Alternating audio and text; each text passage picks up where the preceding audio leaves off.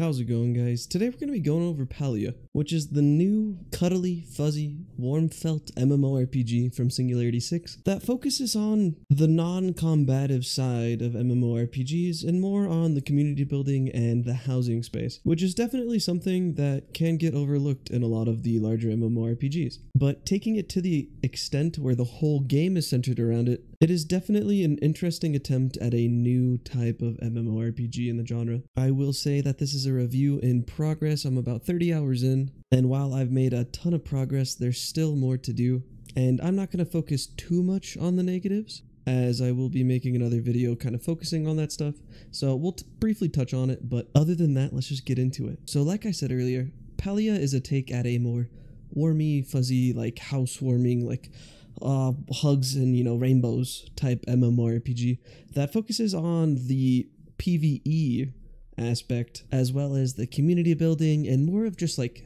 things like skilling as opposed to dungeons and raids and PvP like the majority of MMORPGs that are out right now kind of focus on. I feel like this game is going for basically a more 3D large MMO take on Stardew Valley basically, or something similar, kind of like Animal Crossing as well. For just a little insight on the backstory, you get kind of teleported, I guess, for lack of better terms. You might have gotten isekai'd, but basically you end up in this world, and you are the only human in this world. But luckily, you're surrounded by a ton of extremely helpful and happy people that are going to teach you how to kind of sustain your own world. You're going to be giving a plot of land, basically, for you to build out your own home. And then there's going to be a bunch of NPCs that are going to teach you all of the skills in the game and what you're basically supposed to be doing. There is a storyline to this game, and you will want to progress through it as it does unlock a couple things for you. But if you really just want to go around and do absolutely anything,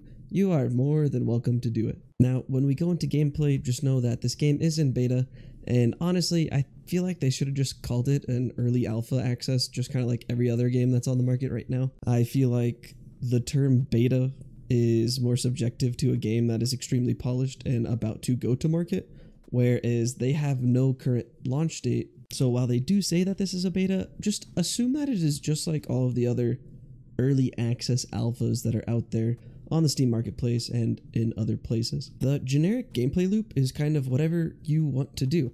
There's going to be 8 skills for you to master, and those are going to be fishing, gardening, cooking, foraging, hunting, bug catching, mining, and construction.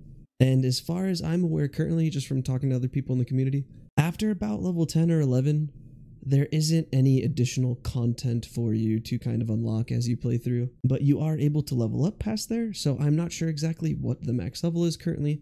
I know there's some people that are around level 14 in some of these skills, but basically, as you go and do whatever it is you want to do, hit some rocks, hit some trees, catch some fish, pick some potatoes, all that good stuff, you're going to be getting experience, and these experience lead you to unlock additional tools and recipes in that specific skill. Each one of these skills is going to have like a skill master, for lack of better terms. Basically, they're an NPC that you're going to communicate with to kind of progress through this skill. They're going to have all of those recipes that you're looking for. They're going to have the upgraded tools that you're looking for. And those NPCs are kind of just like the masters for those skills.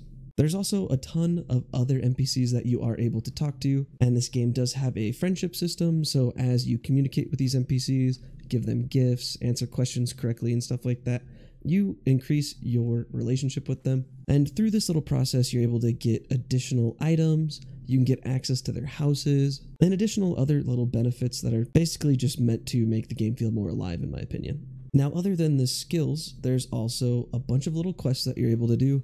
Like I said, there's a main storyline, there's a bunch of side quests, there's hidden quests, and there's also weeklies. So if you want to, progress through the storyline, learn a little bit about the lore of the world that you're in, there's definitely a lot of stuff for you to do. Outside of questing, you can also focus on building up your plot of land, basically. So you have your home plot, and that is going to be an X by X little box. And in the beginning, you're just going to be given a tent and like a workbench, and you're going to use those to craft. And through this crafting process, you're going to learn to basically, level up your skills, get additional rare resources, use those resources to build yourself better crafting tables and things like that. And eventually you're going to be able to build a house. This house system is, I would say, fairly well thought out. I think the placement and the plot system is very like simple, straightforward, and done very well, especially on the X, Y, and Z axis. I feel like this is a really good game at being able to place things in the correct positions, basically. I feel like when it comes to like player-owned houses and the amount of people that have like OCD, myself included, when it comes to setting things up exactly in like specific positions and stuff like that, this game does a really good job of actually letting you put things in the correct position. But I would say in regards to the housing, they do have some things to work on. It's really weird that you can build all of this furniture, but you can't really interact with it. Like, you're not gonna be able to sit down in your chairs or on your benches, sleep on your bed, put like, you know, things like dishes and stuff like that in pantries. And I feel like for a game that is extremely focused on this house like plot system, that would be, you know, the main thing you would focus on, I feel like, before a release. But it seems like they spent the majority of their time working on the world and the skills themselves. So I do feel like they can kind of improve on the housing system.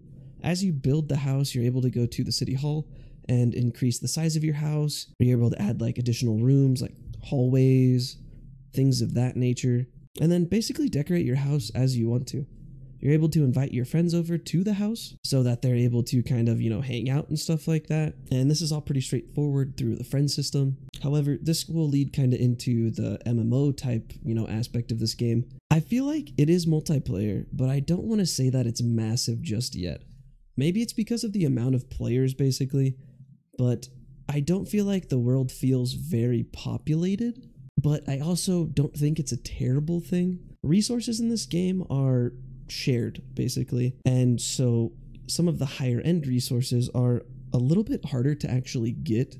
They're generally already taken, and you kind of have to get lucky for them to actually be in their spawn point. Now, it's not exactly like a very competitive type resource stealing that you might like see in other games like New World, for example, where the first person to get to the resource and finish actually getting it gets the resource where everyone else kind of screwed. In this game, you're actually able to share the resource, basically. So when it comes to foraging, for example, there are plants all over in the world. And if you're next to someone else that's going to grab a plant, you both kind of have your own plant. So if he goes and picks the plant's still there for you. In regards to things like hunting, foraging like trees, and mining rocks, those are all shared. So say there's one of those chapos in front of you. These chapos are these cute little red things.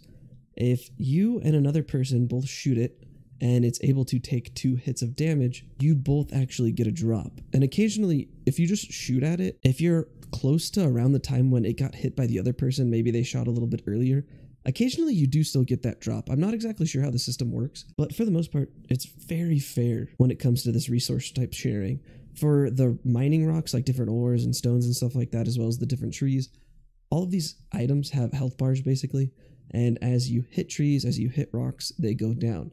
Now, if multiple people are hitting the same tree, you all get the same amount of resources. It's not whoever gets the last hit.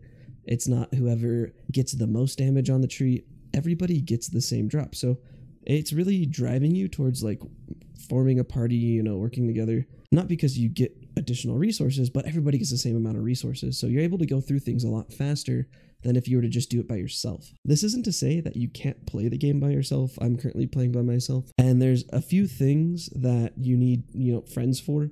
One, some of the hunting, there's like more elite mobs, basically, that drop better items. They have significantly more HP. And while you could do it yourself, I've been able to, if you had 3 or 4 people attacking the same mob, it makes life much easier. Same thing with these trees. There's these trees that heal HP. They're called flow trees.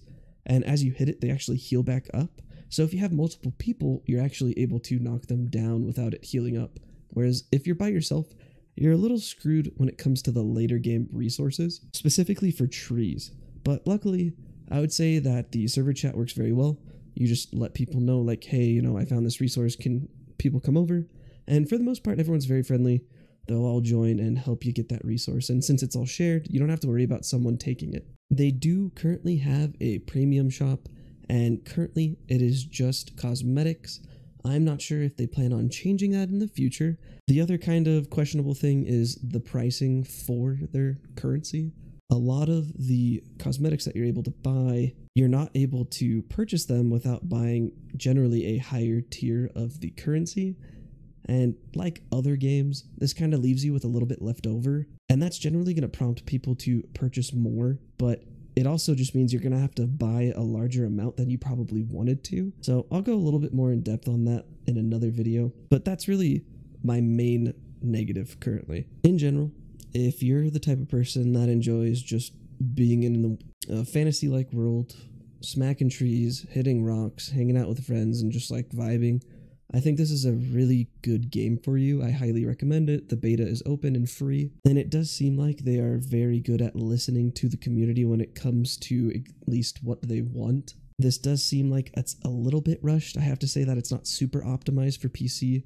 This game makes my PC run very, very hot. And based off the Reddit, this is pretty common, so just be aware that you're going to turn your room into a toaster, and it is already hot as heck outside, so just make sure you got a good fan and maybe the air conditioner on. But I would have to recommend this game for you guys to try out. I think it is worth your time if maybe you're, 20,000 hours into Stardew and you want a little break, or you really enjoy like MMORPGs, WoW, Black Desert, Neverwinter, games of that type, and you don't really enjoy the PvP aspect or like raiding or doing dungeons or anything like that, but you like the skilling.